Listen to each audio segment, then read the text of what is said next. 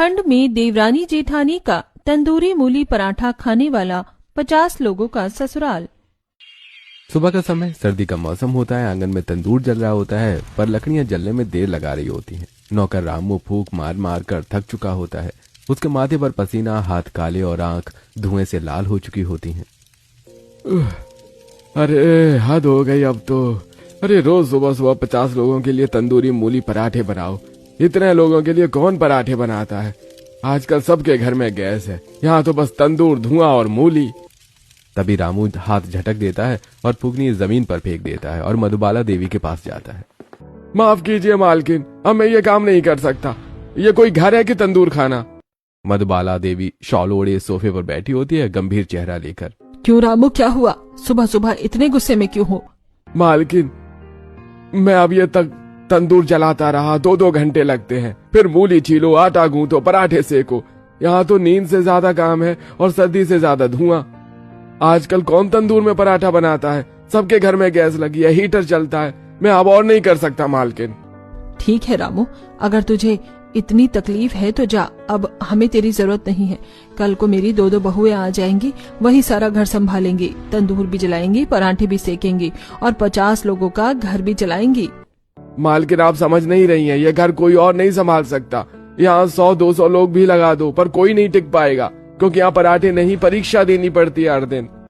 तो फिर बेटा, अब परीक्षा हमारी बहुओं की होगी। तू जा, अगर इतनी ही दिक्कत है तो। अब रामू गुस्से में झोला उठाता है, उसे कंधे पर टांग कर चल देता है। मालकिन, मैं जा रहा हूँ, पर यह तंदूर आपकी बहू को भी इतना ही परेशान करेगा। आपको ये बात समझनी चाहिए। जाने दे उसे, कल से नई सुबह होगी, नई बहुएं आएंगी। अब ये घर उनके हाथों से महकेगा। अगले दिन दोनों बेटों की शादी होती है और 2 बहू घर आती हैं। गृह प्रवेश हो रहा होता है। घर के दरवाजे पर रंगोली बनी होती है। दरवाजे पर केले के पत्ते और फूलों की माला टंगी होती है। ढोल की हल्की आवाज, बच्चों की हंसी और पूरे आंगन में रौनक फैली होती है। दरवाजे पर दोनों बहुएं दिव्या और ज्योति लहंगे और गहनों में सिर झुकाई खड़ी होती हैं। सास आरती की थाली लेकर सामने खड़ी होती है। स्वागत है बेटा तुम्हारा इस घर में। अब ये घर तुम्हारा है और हम सब तुम्हारे अपने हैं। सास दोनों के माथे पर तिलक लगाती है, आरती की थाली घुमाती है। पीछे से बाकी 50 लोग तालियां बजा रहे होते हैं। अरे वाह, बहुएं आई है। ये तुम्हारे ताऊजी हैं, हमारे बड़े, सबके सलाहकार।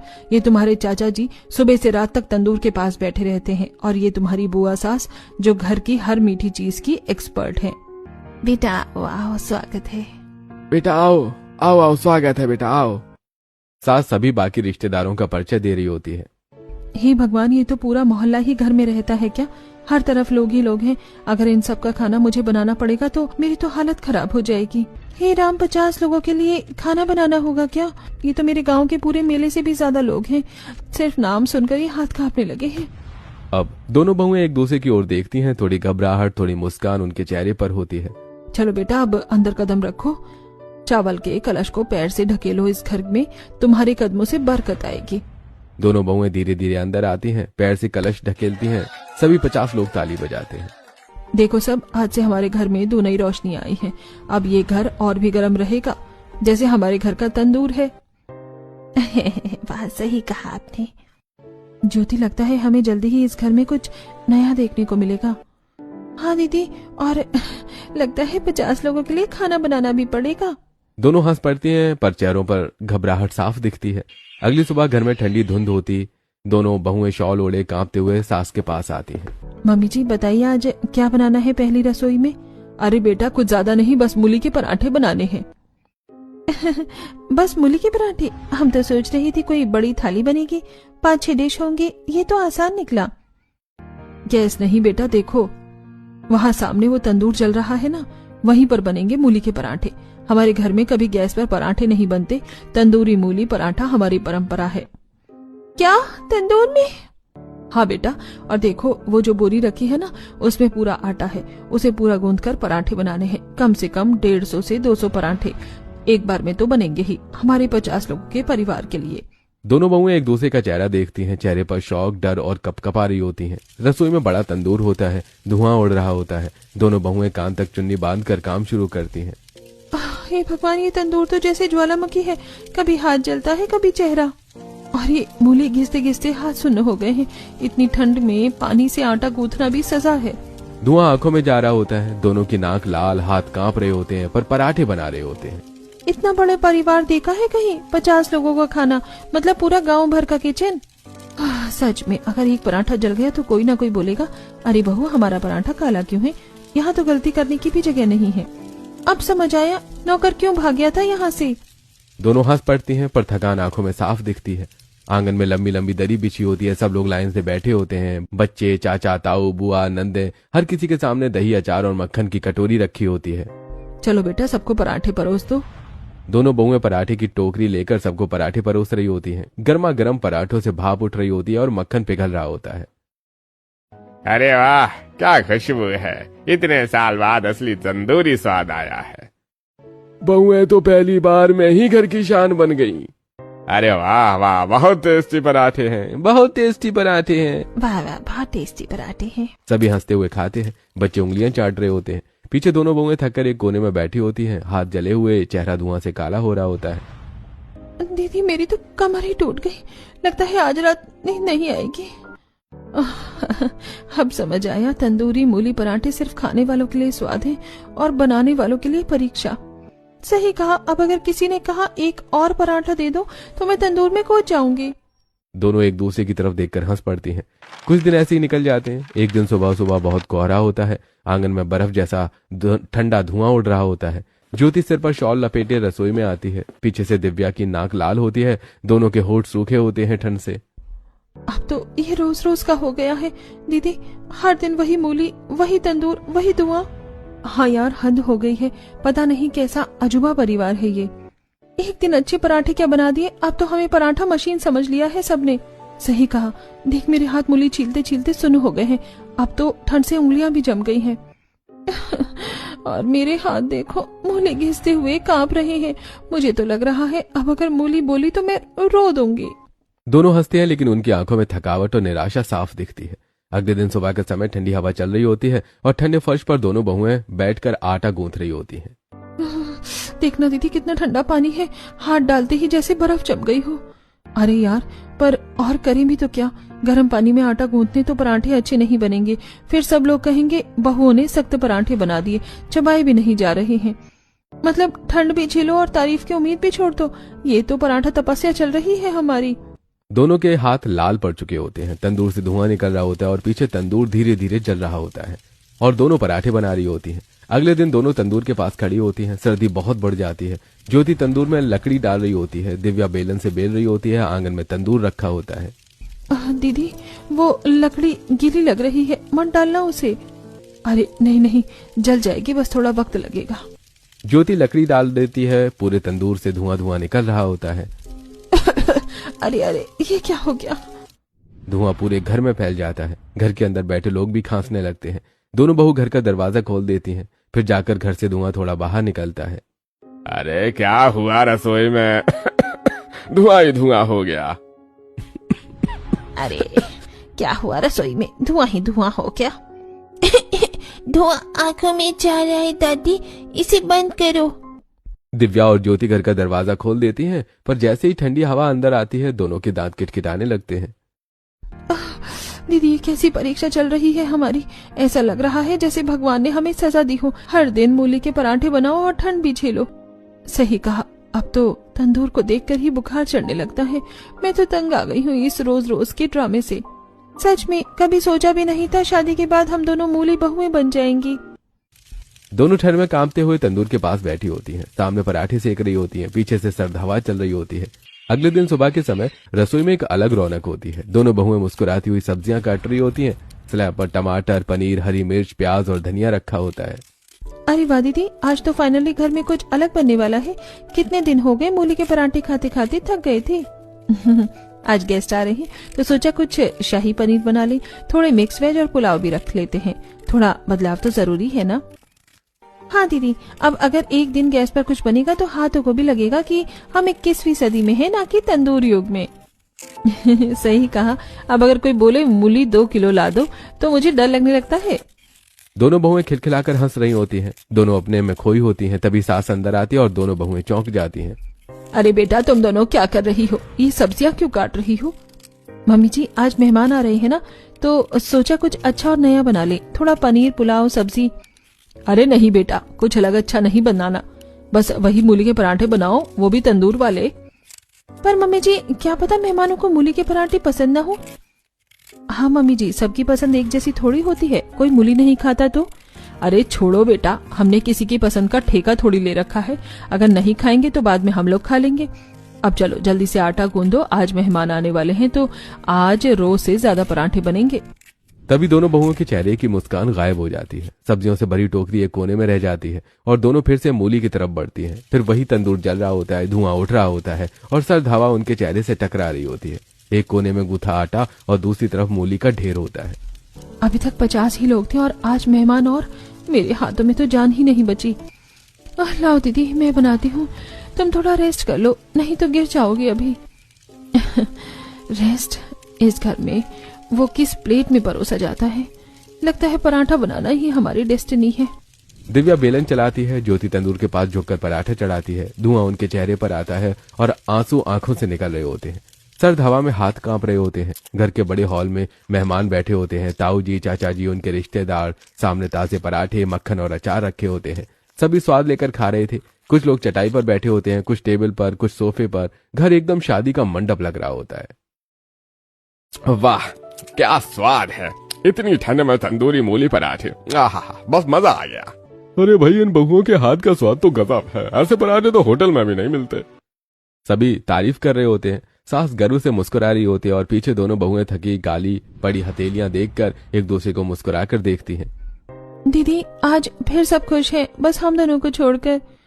हाँ यार, लेकिन अब वक्त आ गया है उन्हें भी पता चले मूली का पराठा बनाना कोई आसान बात नहीं है।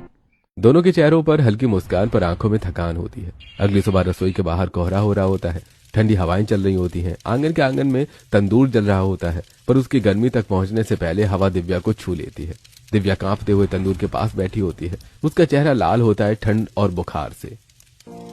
ज्योति लगता है मुझे ठंड लग गई है, सिर भारी हो रहा है और शरीर में दर्द हो रहा है। दीदी आप बैठिए, मैं बनाती हूँ पराठे, आप आराम कर लीजिए, आप तो सुबह से ही बुखार में चल रही हैं। अरे नहीं ऐसे कैसे यार, सारा घर इंतजार कर रहा होगा मूली के पराठों का। 50 लोगों को खाना खिलाना कोई मजाक नहीं है। दीदी आपको अपने से ज्यादा इस घर की फिक्र है। एक दिन आप मूली पराठा नहीं बनाएंगे तो आसमान नहीं टूट पड़ेगा। मैं बना लूंगी, आप जाइए कमरे में। दिव्या धीरे से उठती है, लड़खड़ाते कदमों से कमरे की ओर जाती है। ज्योति अकेली रह जाती है तंदूर के पास। वो तंदूर में लकड़ी डालती है और लकड़ियां गीली होती हैं। धुआं उठने लगता है, उसकी आंखों में आंसू आ जाते हैं। हे भगवान, ये तंदूर तो जान ही ले लेगा मेरी। इतनी ठंड में धुएं से आंखें जल रही हैं, हाथ सुन्न हो गए हैं, फिर भी पराठे सेकने हैं। अब ज्योति कांपते हुए तंदूर में पराठे डालती है। बाहर बच्चे और बुजुर्ग सब हंसते बोलते मूली के पराठे खाते जा रहे होते हैं। ज्योति के चेहरे पर थकान साफ दिखती है। दोपहर तक वो 150 पराठे बना चुकी होती है। बस अब थोड़े और फिर सबको मिल जाएगा।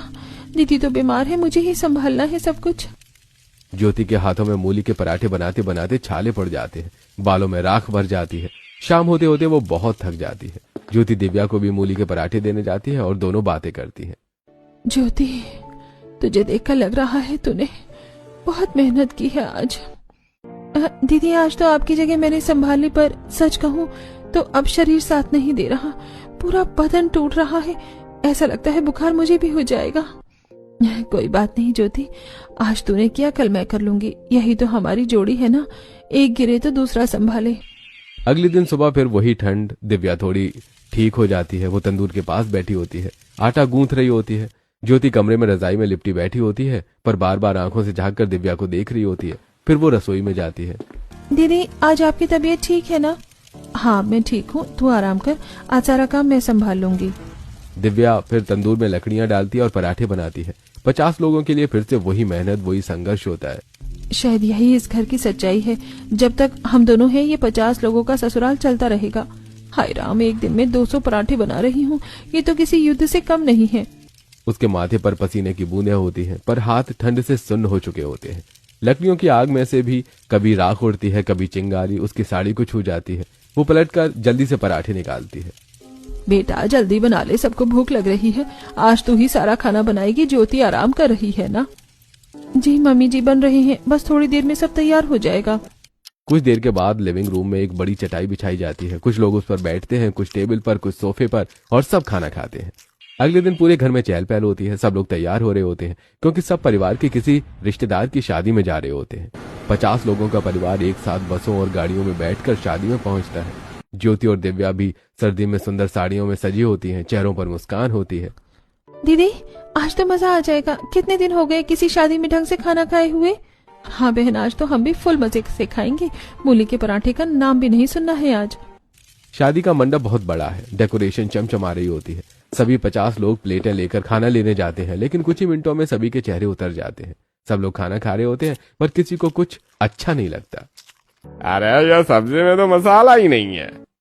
अरे और ये रोटी देखो, बिल्कुल ठंडी है। हमारे घर के तंदूरी मूली पराठे जैसा स्वाद कहाँ है भाई।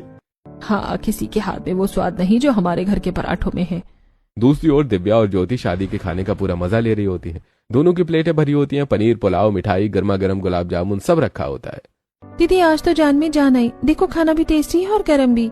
हाँ देवरानी जी, अब लग रहा है कि हम भी इंसान हैं, वरना रोज तंदूर का धुआं ही हमारी डिश थी। थोड़ी देर बाद सब लोग शादी से घर लौटते हैं। गाड़ियों में सबका मूड खराब होता है। घर पहुंचते ही सब ऊब चुके होते हैं। हाय राम, किसी को कुछ अच्छा नहीं लगा। शादी का खाना, सबका मुंह बिगड़ा हुआ है। दिव्या और ज्योति अपने कमरे की तरफ जा रही होती हैं, साड़ी के पल्लू ठीक करते हुए। अरे बेटा, कहाँ जा रही हो तुम दोनों? मम्मी जी कपड़े बदलने जा रहे हैं, शादी से आए हैं ना। अच्छा ठीक है बेटा, लेकिन जल्दी कपड़े बदल कर आना। शादी में किसी ने कुछ खाया नहीं है, सबको शादी का खाना अच्छा नहीं लगा। जल्दी से तंदूरी मूली के पराठे बना दो सबके लिए। ज्योति और दिव्या एक दूसरे की ओर देखकर हक्का बक्का रह जाती हैं। मम्मी जी वहाँ तो तंदूरी रोटी भी थी, आप लोग वहीं खा लेते ना। अरे नहीं बेटा, मजा नहीं आया। हमारे घर के तंदूरी मूली पराठों जैसा स्वाद किसी चीज में नहीं। दोनों बहुएं कमरे में जाती हैं, भारी मन से कपड़े बदलती हैं, फिर सर्दी में कांपते हुए रसोई में वापस लौटती हैं। टोकरी भरी मूली को छीलती हैं, आटा गूंथती हैं और पराठे बनाती हैं। पास में 100 पराठे प्लेट में रखे होते हैं। दीदी जब किसी को वहाँ का खाना पसंद ही नहीं आया तो गए ही क्यों थे ये शादी में? अरे बहन, यही तो इस घर का नियम है, खाना अगर नहीं जमे तो मूली का पराठा ही सजा है। रसोई में फिर वही तंदूर जलता है। दोनों बहुएं सर्दी में कांपते हुए लकड़ी डालकर पराठे सेकने लगती है। चिंगारियां उड़ती हैं और दोनों का चेहरा उतरा होता है। देखो दीदी, फिर वही धुआं, वही तंदूर, वही पराठे और वही 50 लोगों की भूख। हाँ बहन, अब तो लगता है शादी में हमने जो खाया था वो सपना था, असली जिंदगी तो यही है। आंगन में सारे 50 लोग चौकी पर बैठकर तंदूरी मूली के पराठे खा रहे होते हैं, चटनी और दही के साथ। वाह क्या पराठे बने हैं। अरे मजा आ गया, घर के जैसे पराठे कहीं नहीं है भैया। दिव्या और ज्योति पीछे खड़ी होकर मुस्कुरा तो रही होती है, पर आंखों में थकान और आलस उनके चेहरे पर साफ दिखाई देता है। दीदी ये घर नहीं, मूली के पराठों की फैक्ट्री है और हम दोनों उसके हेड शेफ, ठंड में भी धुएं में भी। दोनों को हल्की हंसी में दर्द छुपा होता है। रात का समय होता है, घर के बाकी लोग खाना खाकर सो चुके होते हैं। दिव्या और ज्योति अपने अपने कमरों में बैठी होती हैं। दोनों के हाथों में मोबाइल होता है, उनके चेहरे थकान से भरे होते हैं, पर मन में शिकायतों का तूफान होता है। मम्मी आप सोच भी नहीं सकती कैसा घर मिला है मुझे। क्या हुआ बेटी, सब ठीक तो है ना? ठीक मम्मी, यहाँ 50 लोग हैं और रोज सुबह से रात तक मूली के पराठे ही खाने वाले, सुबह दोपहर शाम सब मूली मूली मूली। अरे बेटा, इतनी मूली तो खेत में भी नहीं उगती जितनी तुम लोग बना रही हो। बिल्कुल मम्मी, लगता है मैं ससुराल में नहीं किसी मूली की फैक्ट्री में ब्याही गई हूँ।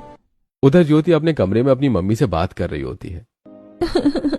मम्मी ये घर कोई घर नहीं, पूरा गांव है, 50 लोग रहते हैं और सबको रोज तंदूरी मूली पराठे चाहिए। हद हो गई बेटा, ये कौन सा सरफिरा परिवार है?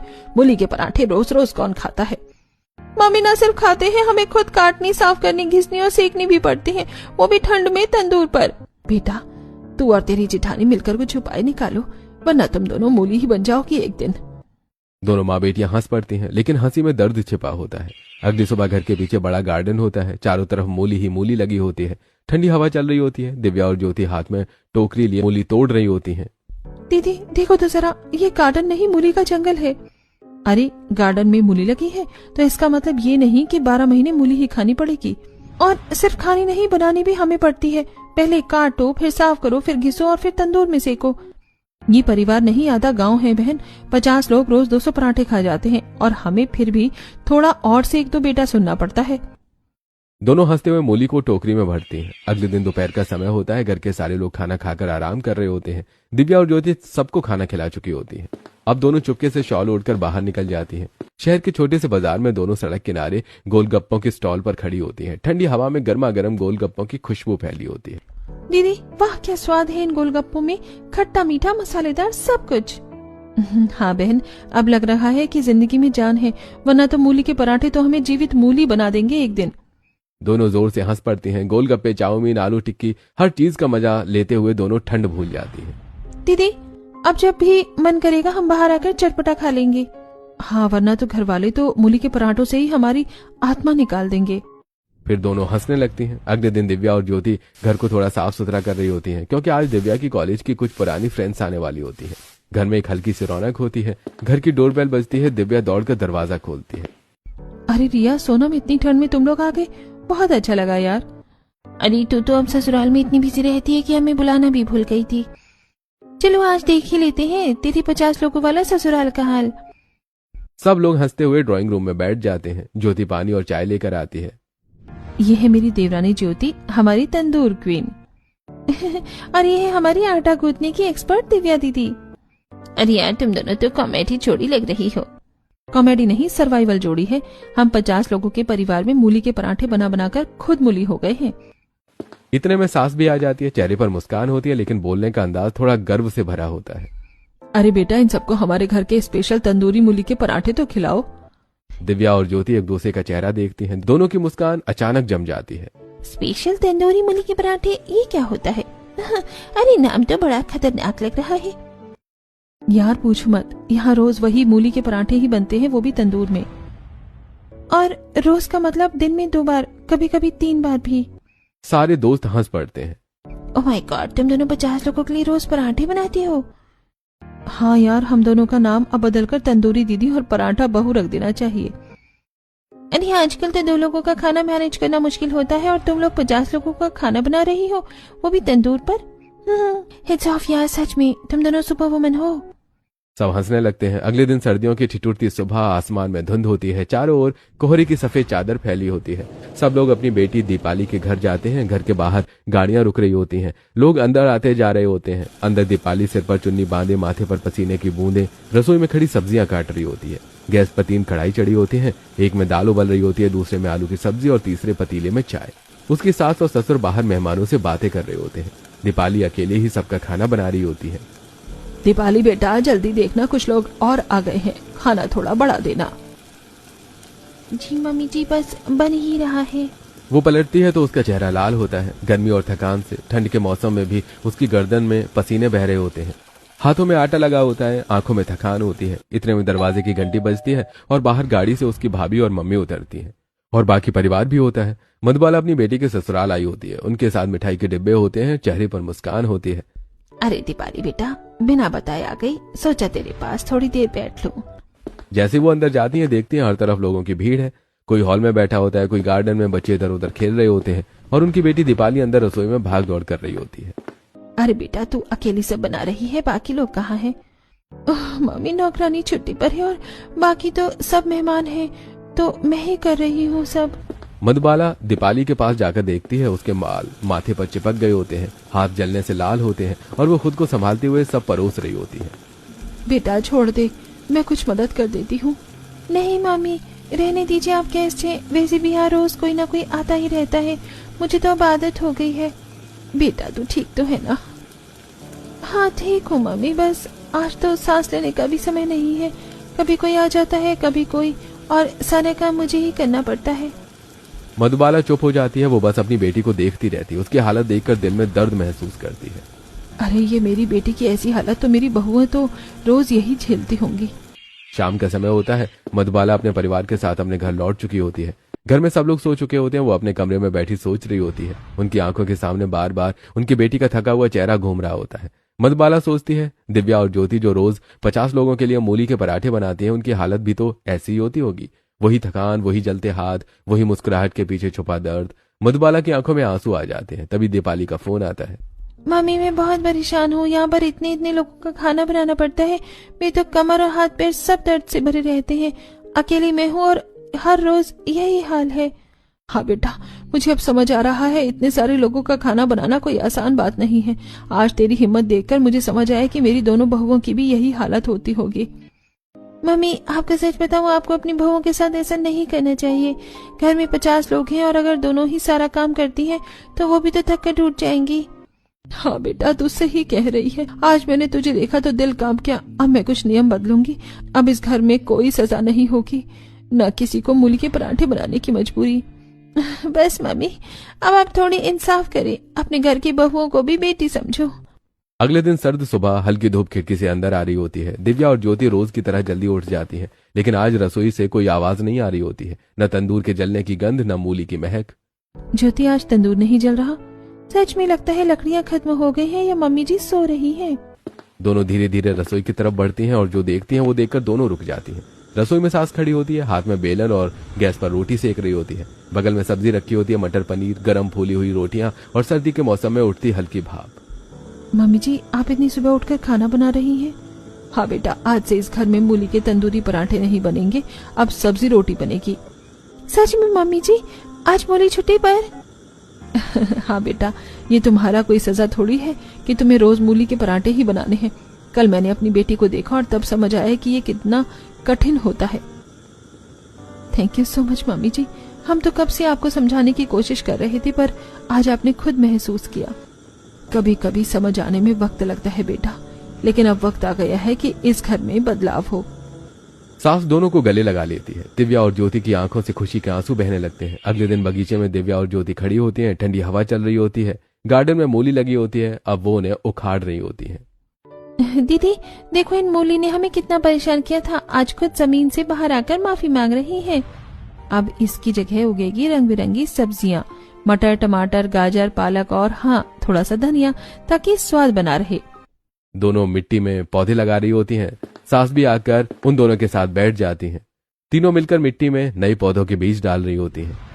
आज से इस घर में सिर्फ सब्जियां ही नहीं, अपनापन भी होगा।